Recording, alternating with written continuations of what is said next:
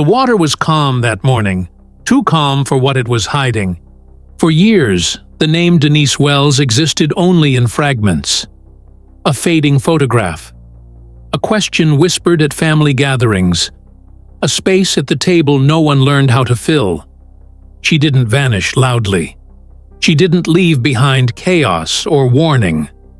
She simply disappeared, and the silence that followed became its own kind of sentence. Pause. Let that silence breathe. Someone was missing.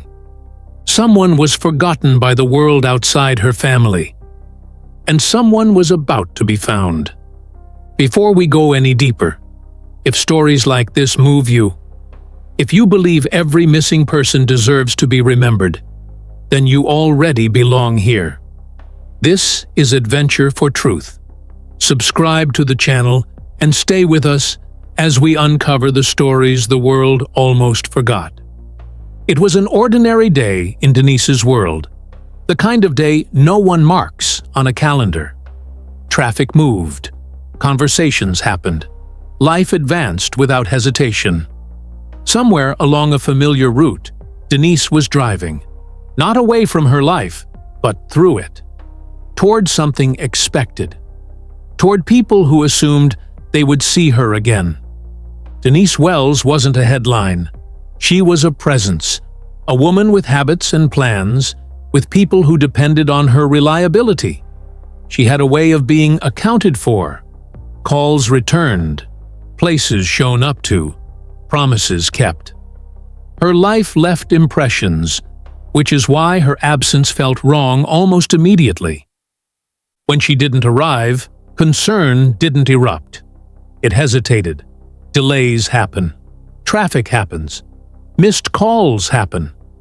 The first hours passed wrapped in ordinary explanations, but as the day stretched on, those explanations began to collapse under their own weight. Her phone stopped answering.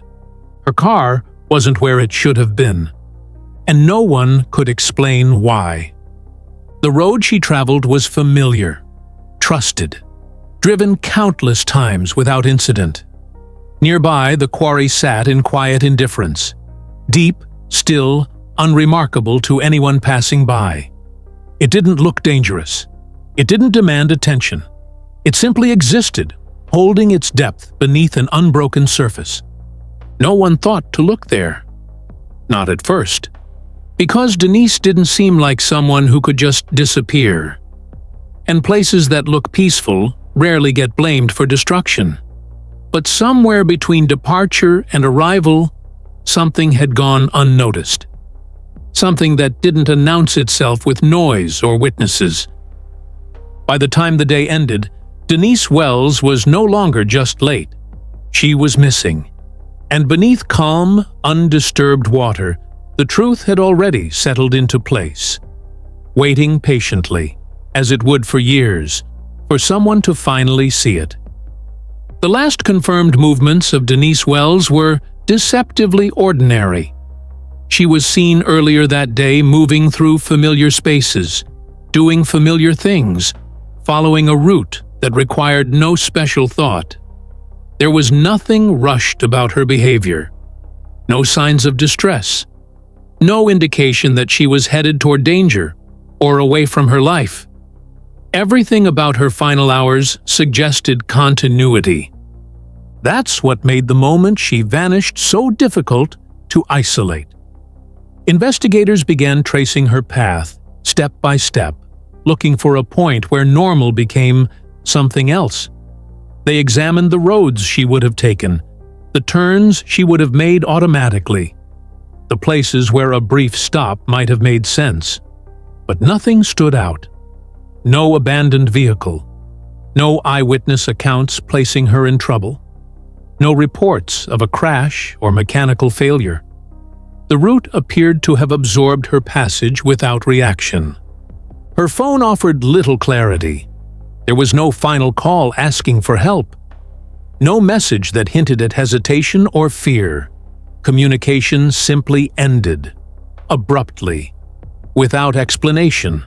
A clean cutoff that left behind more questions than answers.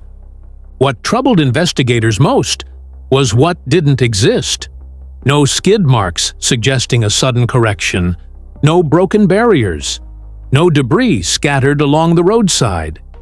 If something had gone wrong, it had done so quietly, without violence, without spectacle, without leaving a trace that demanded attention.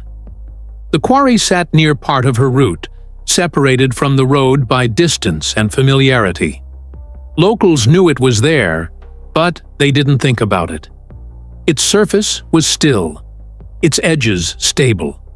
From above, it looked inactive, almost dormant. A place you drive past, not a place you search. Water like that has a way of disguising depth. It reflects the sky. It mirrors calm. It doesn't reveal what it can take. And if a vehicle enters it without force, without a high-speed impact or visible disturbance, the water closes over the moment quickly, leaving nothing behind for the eye to catch.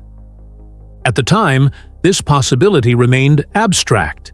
The lack of visible evidence pushed attention elsewhere. Investigators looked outward, assuming Denise must have left the area, changed plans, or encountered trouble beyond the road itself. The search expanded in every direction except downward. Meanwhile, Denise's family replayed her last known day in fragments, searching for meaning in details that refused to offer it. Every unanswered call, every hour without news, tightened the same question around them.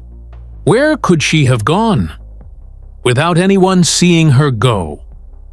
The search for Denise Wells unfolded with urgency, shaped by uncertainty. Law enforcement followed protocol, expanding outward from her last known location, assuming movement rather than disappearance. Nearby towns were alerted. Routes were rechecked. People who might have crossed her path were questioned. The working belief was simple. If Denise had encountered trouble, it would have left a mark somewhere visible. But nothing surfaced. Days passed, then weeks, and the landscape offered no correction to that belief. Roads showed no signs of disturbance. The quarry remained quiet, its surface unchanged, giving no reason to draw attention. Without evidence pointing to a specific location, the search spread thin, covering ground while missing depth. The case did not stall abruptly. It slowed gradually, weighed down by the absence of new information. Each effort returned the same result: nothing to confirm where Denise had gone or why. The lack of physical clues made it impossible to reconstruct a final moment. There was no scene to revisit, no object to analyze, no error to correct. As time moved forward, public attention shifted. Search notices aged. Leads that once felt promising dissolved into uncertainty. What remained was a name and an unresolved absence, carried forward primarily by those who loved her. For Denise's family, the passing months did not dull the questions. They sharpened them. Every unanswered year added weight to the silence. The quarry stayed where it had always been, close enough to matter, distant enough to ignore. Its calm surface gave no indication that anything beneath it had changed. And because it offered no disruption, no visible sign of interference, it remained outside the focus of the investigation. The case didn't fade because people stopped caring. It faded because nothing appeared wrong with the world Denise had passed through. And when a place looks unchanged, it convinces you that nothing there needs to be questioned. That assumption would last for years. The break in the case did not come from memory, or confession, or chance conversation. It came from reconsideration, from someone asking a question that hadn't been asked before, not because it was complicated, but because it felt unnecessary for so long. What if Denise Wells had never left the area at all? Years after her disappearance, attention returned to the spaces closest to her last known route. Not the roads stretching outward, but the places beside them. areas that had been passed over because they looked unchanged, because they appeared calm, because they didn't demand to be searched. The quarry was one of those places. From the surface, it offered nothing. Still water, steep edges, no visible disturbance. It looked the same as it always had, which was precisely why it had escaped suspicion. But water that deep doesn't need violence to take something in. It only needs proximity, momentum, and a moment that goes unseen. When equipment was brought in, the process was slow and deliberate. Sonar swept across the quarry floor, translating darkness into shapes. Most of what appeared was expected. Rock formations, sediment, natural contours shaped by time. Then a form emerged that didn't belong. It was rigid, symmetrical, unmistakably manufactured.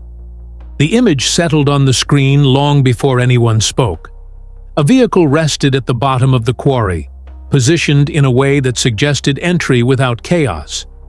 No explosion of debris, no surface disturbance that would have drawn attention years earlier. Just water closing over metal, sealing it away beneath reflection and depth. Recovery confirmed what Denise's family had waited years to hear. The car was hers. The truth did not arrive loudly. It arrived with weight, with the quiet understanding that the quarry hadn't changed because it hadn't needed to. It had done exactly what deep water does best: conceal, preserve, and wait. For years, the answer had been there, close enough to drive past, hidden in plain sight. The discovery of Denise Wells's car did not feel like relief. It felt like resolution arriving late, carrying the weight of every year that had passed without answers. The quarry had not given her back easily. It had held her quietly, without surface clues, without disruption, without urgency, allowing the world above it to move on while her family remained suspended in uncertainty. What the recovery confirmed was simple and devastating. Denise had not chosen to disappear. She had not left her life behind. There was no crime waiting to be unraveled, no hidden motive waiting to be exposed. Somewhere along a familiar route, a single moment went unnoticed.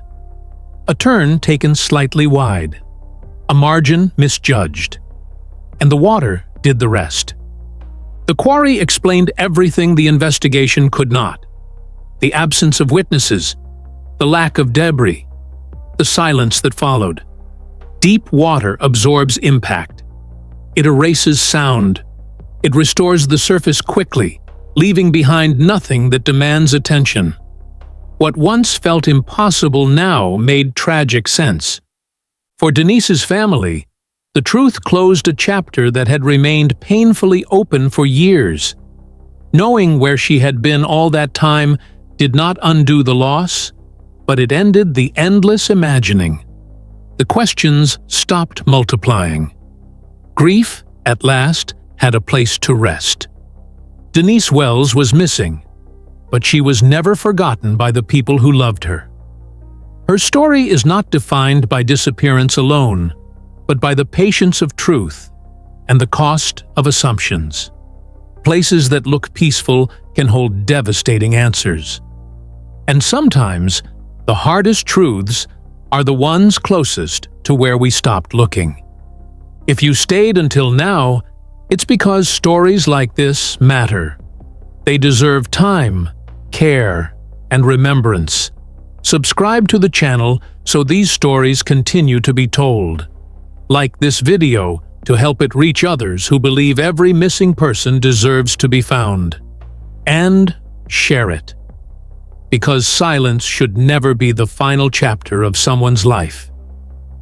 Denise Wells was lost to water, but her story has finally surfaced.